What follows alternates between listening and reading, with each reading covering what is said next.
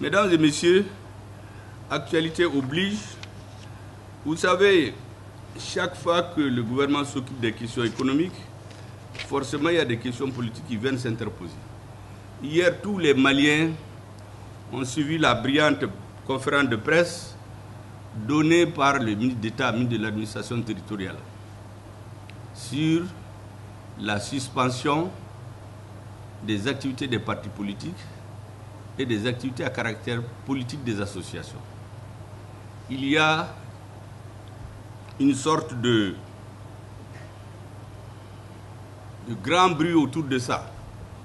Depuis hier, tous les réseaux sont inondés. Il y a des Maliens qui comprennent, d'autres ne comprennent pas, mais tous les Maliens ont besoin d'explications. Ça pour renforcer ceux qui croient déjà dans leurs convictions et pour convaincre ceux qui ne comprennent pas la portée de certaines décisions. Parce que vous savez, au Mali, on est habitué à dire la démocratie, en pensant que sous le couvert de la démocratie, tout est possible. Or, souvent, c'est la démocratie qui est utilisée pour tuer la démocratie. Et c'est pour cela que le gouvernement redouble forcément de vigilance.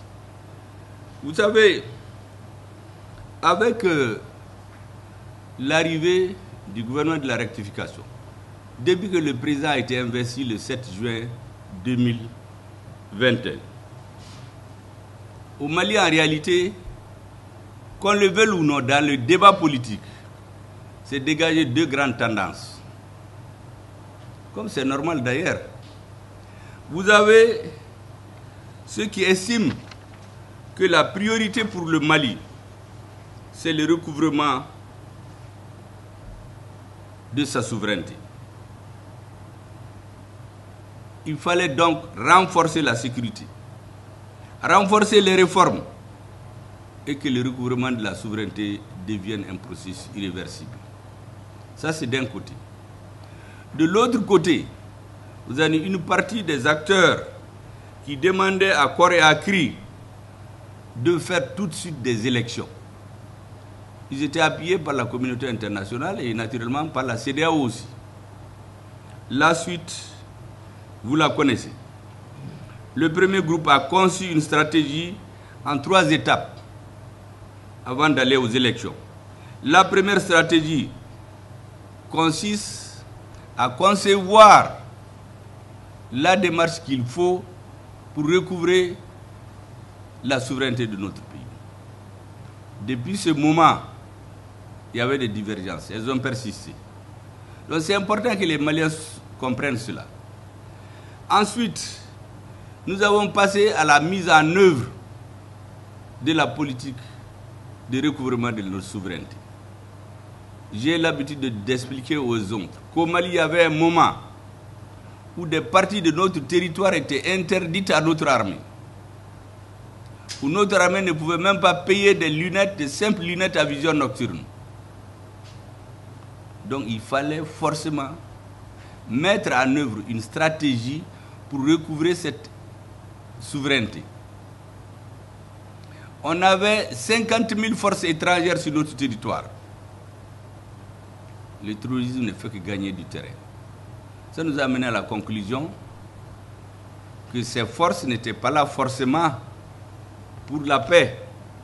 Il y a même un président africain qui s'est dédié après, qui disait en 2009 qu'il ne comprend pas que le nombre de forces armées, je ne dis pas forces étrangères, forces armées étrangères et maliennes réunies, font 50 000 en 2019. Et le terrorisme est allé de l'extrême nord du Mali à plus de 80%. Mieux ou bien pire, c'est aller juste dans les pays limitrophes, juste dans la zone du Golfe. Or, il y avait MINUSMA, Barkhane, G5 Sahel, Takuba, EUTM, Cap Sahel et que sais-je encore. Donc manifestement, il fallait s'interroger sur le sens de leur présence. Le Mali a tiré les conséquences et nous avons recouvré. La mise en œuvre du processus de recouvrement consiste d'abord à se séparer de ces différentes forces, à donner tous les moyens à notre armée pour qu'elle soit seule maître sur notre territoire. Et le Mali a recouvré l'intégrité territoriale et la souveraineté sur l'ensemble du territoire national. Ça, c'est la mise en œuvre. Maintenant, l'étape suivante, c'est la consolidation de ce processus. Là aussi, les mêmes débats ont réapparu. Parce que tant qu'on était à la première phase, il y avait les débats. Fallait-il, oui ou non, renforcer l'armée? Quand on a pris Kidal, tout le monde s'est tu. Avant ça, j'ai rappelé que quand il y a eu les attaques barbares du bateau de Tombouctou, la CEDEAO s'est réunie, elle n'a même pas parlé. Au niveau du Conseil de sécurité, on n'a même pas pu adopter une lettre de condoléances au président du Mali. Donc, ça veut dire que les vies humaines des Maliens, pour certains, ne valent pas grand-chose. Et donc, le gouvernement a décidé que la phase de stabilisation, après l'élaboration de la stratégie et sa mise en œuvre de recouvrement de l'intégrité de notre pays et de la souveraineté, que la phase de stabilisation doit atteindre un point de non-retour en arrière. Un point suffisamment stable pour pouvoir organiser des élections. Dès que le Mali a recouvré l'intégrité de son territoire et sa souveraineté, le président de la transition immédiatement a tiré les conséquences d'ordre politique, d'ordre historique et d'ordre stratégique, qui consiste à dire qu'il ne suffit pas de conquérir par la force des territoires. Il faut la gestion. Le président a mis en place le comité de dialogue intermalien. Donc, les résultats du travail de ce comité, plus l'atteinte du niveau de stabilisation de la souveraineté du pays, sont les conditions sine qua non pour fixer la date d'une élection. Et donc, pendant que ces deux processus sont en cours, les Maliens doivent comprendre que l'existence de notre nation doit nous conduire à aider ces deux processus à arriver à leur terme. Vous savez, dans chaque pays, on tient compte de la réalité pour décider. Ceux qui écoutent aux États-Unis, il y a les débats aujourd'hui, mais quand vous écoutez Trump, il vous dit que l'économie américaine, c'est la catastrophe. Quand vous écoutez le président au pouvoir, il vous dit que l'économie ne s'est jamais bien portée que cette année. Donc les citoyens ont toutes les versions pour analyser et décider. Eh bien, le Mali, c'est la même chose. Ceux qui sont décidés à faire en sorte que le processus de recouvrement de la souveraineté du Mali arrive à un point de non-retour avant d'arriver à quoi que ce soit. Que le dialogue intermalien dépose ses conclusions auprès du chef de l'État. Parce que c'est une sorte d'assise bis. Et que c'est la combinaison de ces deux solutions qui permettront au gouvernement de décider quand est-ce qu'il doit aller aux élections. Ça, c'est une partie des Maliens. Mais il y a d'autres qui, dès le départ, ont dit faisons des élections. Le recouvrement de la souveraineté, ce n'était pas leur problème. On a recouvré la souveraineté. Maintenant, ils disent qu'il faut aller aux élections. Imaginez-vous les soldats qui sont en train de se battre sur le terrain. S'il y a des remous politiques pour les démobiliser. On a vécu ça au Mali. La réalité, c'est que nous tirons les leçons de l'histoire récente de notre pays. En 2012, vous vous rappelez très bien, pendant que les soldats mouraient sur le terrain, il y avait des activités politiques, des meetings pour dire aux soldats de décrocher, de ne pas se battre. Et ça contribue à la démoralisation de nos militaires. Ça, ce n'est un secret pour personne. Des manifestations dans les villes, pendant que d'autres se tuaient. Deuxièmement, aujourd'hui, nous savons qu'il y a une stratégie d'encerclement des pays de l'AES. Tout ce qui se fait contre nous, on le sait, on analyse. Vous voyez l'élongation des attaques. Menaka, Kai, Sikasso, le centre pour disperser nos efforts. Vous voyez, quand on déloge les gens de leur sanctuaire, ils se retrouvent dans un petit coin et ils dérangent les autres. Prenez le cas de Menaka. Malgré tout ce que l'armée fait pour escorter les céréales, les terroristes qui se sont réfugiés en Drambokan, c'est eux qui terrorisent la population. Donc le rôle de l'État, c'est de poursuivre, juste dans leur dernier retranchement, tous les terroristes. D'ailleurs, le pays auquel souvent ils se réfèrent, la France, quand ils ont repris, De Gaulle a repris le pouvoir en 1945, dans le gouvernement d'union qui était installé, la première mission, c'est de nettoyer le pays de toutes les poches du fascisme.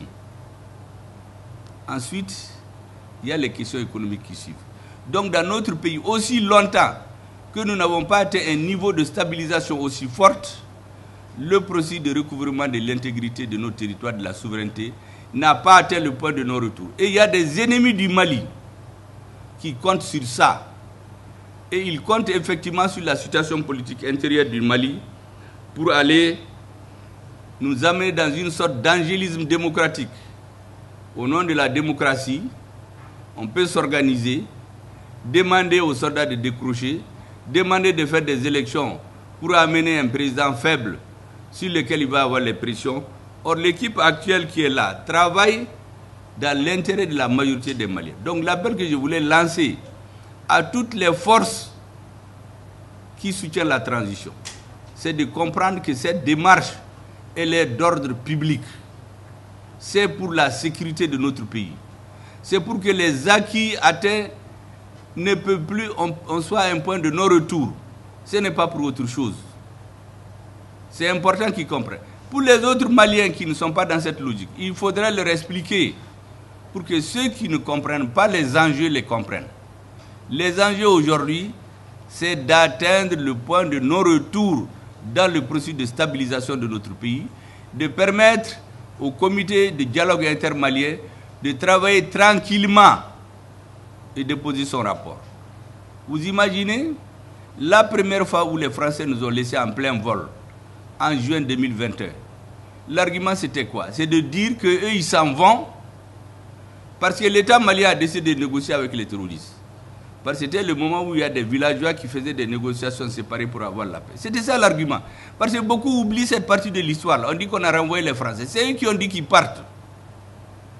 Comment vous pouvez comprendre qu'aujourd'hui, au moment où il y a le dialogue intermalien, des Maliens nous disent allez-y négocier avec les terroristes qui ont assumé l'assassinat des populations de Gao dans le bateau Tombouctou.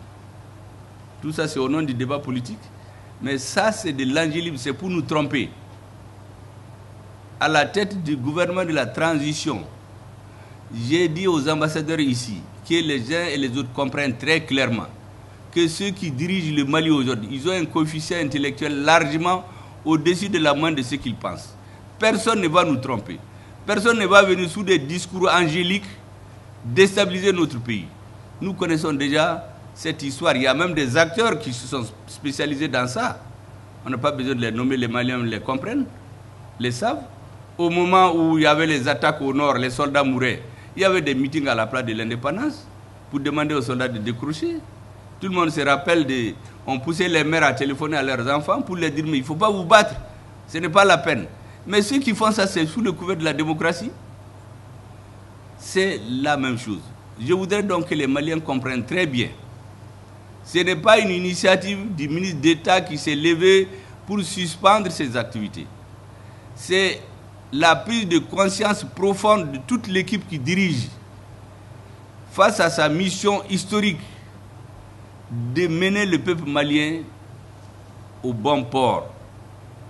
Qu'aucun bruit ne vienne nous déstabiliser. Aucun discours démagogique et angélique ne vienne nous tromper pour qu'on se trompe d'adversaire, d'époque et exactement et surtout de la mission qui nous est fixée. Je voudrais que cela soit compris de tout le monde, que ce n'est contre personne. La preuve c'est que tout le monde est frappé du même bâton. On n'a pas choisi des partis, des associations proches du gouvernement de transition et d'autres non. C'est tous les Maliens. Donc c'est une mesure d'ordre général, comme le ministre l'a dit, pour une question d'ordre public. Je voudrais vraiment que cela soit très clair pour tout le monde.